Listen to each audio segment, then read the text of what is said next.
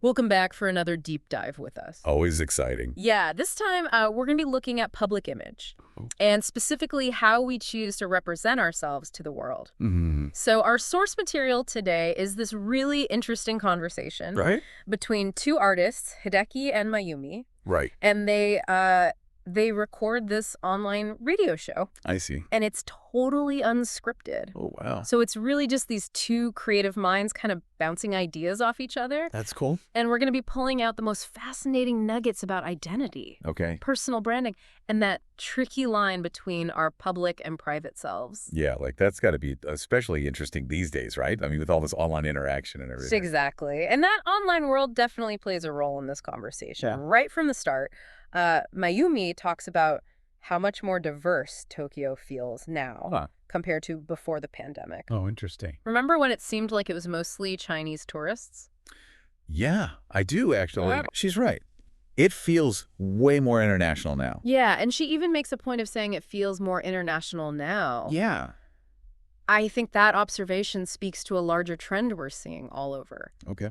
Globalization is changing the face of our cities. Mm. And in a way, it's forcing us to redefine what it means to belong to a certain place. I mean, you're right. That's a great point. It's like our identities are becoming more fluid, less tied to a single location or culture. Less fixed, yeah. I know, I felt that shift in my own city, too. Interesting. Have you noticed a similar trend where you live? Oh, absolutely. Yeah, the neighborhood I grew up in feels totally different now Wow. than it did even 10 years ago. Yeah. But getting back to Mayumi, Okay. I found it fascinating how she emphasized the importance of asking the right questions Yes. to really understand someone. Oh, yeah, that was a great part. Yeah. She uses the example, what does kindness mean to you? Right. And it seems so simple at first. It does, but it's so powerful because it gets at the heart of someone's values. Right. Like kindness might mean something totally different to me than it does to you, Oh, for sure. just based on our experiences and how we were raised. I'm curious, is there a word like that for you? A seemingly simple word that actually has a lot of layers of meaning. Oh, that's a good question. Yeah. I think authenticity is one that comes to mind for me. Interesting. Yeah, it's a word we hear all the time now, right? Yeah, especially in the context of personal branding. Exactly. Social media. But what does it really mean to be authentic?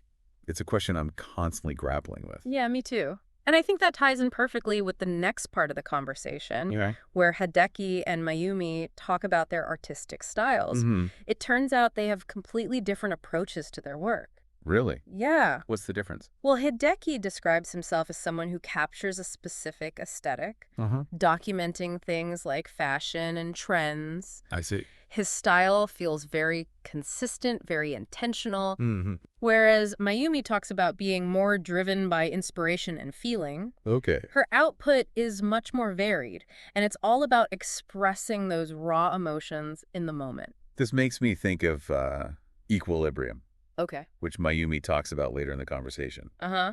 It's like she's demonstrating that you can be both consistent and spontaneous, Right. both structured and free-flowing. I like how you explain that, because it could be a little confusing at first. Yeah. She uses the analogy of a pendulum swinging back and forth, Right. but eventually it finds its center point. Yeah. But the journey is all about embracing those extremes. Exactly. It's about finding that balance, that equilibrium, without judgment. Right. We don't have to force ourselves or others into neat little boxes. Yeah. We can celebrate the fact that we can contain multitudes. I love that. It makes me think about how we sometimes limit ourselves Totally. by trying to fit into a certain mold, either personally or professionally. That's so true. And this leads us perfectly into Mayumi's big reveal. The fact that she uses a different name for her public persona. Fantasista Mayumi. Oh, yeah. And she even talks about how her former mentor came up with the name. I'm curious what prompted the mentor to suggest this. Hmm. Was Mayumi struggling with her public image at the time? Well, it sounds like her mentor was trying to help her stand out. Okay. He actually said to her, Mayumi, your existence itself is a red card. Wow. How about Fantasista Mayumi as a catchphrase? That's quite the statement. Yeah, not exactly what you'd expect Right. from a mentor, Yeah, but it definitely got her attention. it did. And she ran with it. Yeah, she uses Fantasista Mayumi when traveling, introducing herself in videos, basically anytime she's in public mode. It does seem to be working for her. Yeah. She has a distinct brand and a memorable name that reflects her creative energy. It makes you think about how much power there is in choosing the right name, especially if you're an artist or performer. Right. And she's very intentional about it, which I admire. It raises the question, though, does having this separate public identity feel authentic to her? Or does it create a sense of distance from her true self? That's a great question, and one that we'll definitely explore further as we continue to unpack this conversation. Sounds good. But first, let's hear a little bit more about how Mayumi navigates the line between her public and private selves. So she uses Fantasista Mayumi very strategically. Does she ever talk about why she chose to embrace that name? Yeah, she does. Oh, It sounds like it just clicked for her, you know? She loved the boldness of it and how it captured a certain energy. Yeah. She even jokes that it was like her mentor gave her a red card to be her most outrageous self. Uh-huh. That's funny. It is. That makes me think about all the different masks we wear in different situations, right? Oh, totally. We might have our work self, our family self, our friend self. Right, and those selves might not always be perfectly aligned. Yeah. I know I'm way more reserved at work than I am when I'm hanging out with my close friends. I feel that. It's like we're code switching based on who we're with. That for someone like Mayumi who's in the public eye, that code switching might be even more pronounced. Exactly. Fantasista Mayumi allows her to embody a certain persona that aligns with her artistic brand. Right, and speaking of different selves, Yeah. Hideki actually asks Mayumi if she still goes by Mayumi sometimes. Oh, what a great question. It gets right to the heart of this idea of public versus private identities. I know, and Mayumi confirms that her close friends still call her Mayumi, Okay. but she reserves Fantasista Mayumi for professional contexts. That makes sense. It's like she's compartmentalizing different aspects of her life. Right. It reminds me of how we dress differently for different occasions. Oh, yeah. You wouldn't wear a ball gown to the grocery store. Right. Or your pajamas to a job interview. Exactly. It's all about choosing the right outfit for the situation. Yeah. And in Mayumi's case, Fantasista Mayumi is her public-facing attire, while Mayumi is reserved for those close personal connections. It also makes you think about whether having that separate public persona is a way of protecting your private self. It's like setting a boundary so you don't feel like you have to share everything with everyone. Yeah, I think there's definitely an element of that. Yeah. It's like building a bit of a wall between your personal life and your public image. Right. Especially in today's world where everything is so interconnected through social media.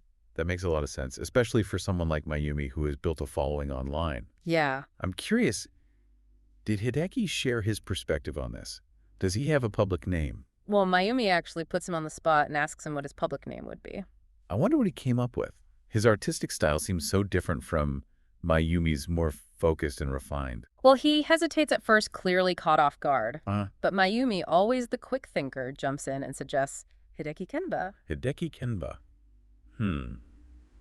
I like it. It sounds very sleek and sophisticated. Mayumi even says it sounds like a fashion brand, which, knowing Hideki's love for capturing aesthetics, seems pretty fitting. It does.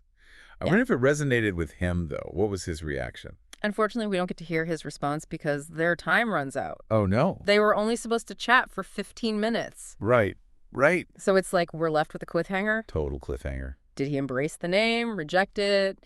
Did he have a totally different idea in mind? We'll never know. Maybe that's the point. Yeah. Maybe it's a reminder that sometimes the most interesting questions are the ones we leave unanswered. Oh, I like that. Yeah, it allows us to keep pondering and come to our own conclusions. I love that.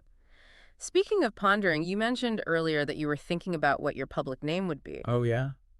Did anything come to mind? I'm not sure I've come up with anything quite as catchy as Fantasista Mayumi or Hideki Kenba, but the conversation definitely got me thinking, thinking about my own public persona. Maybe something like the curious synthesizer would fit.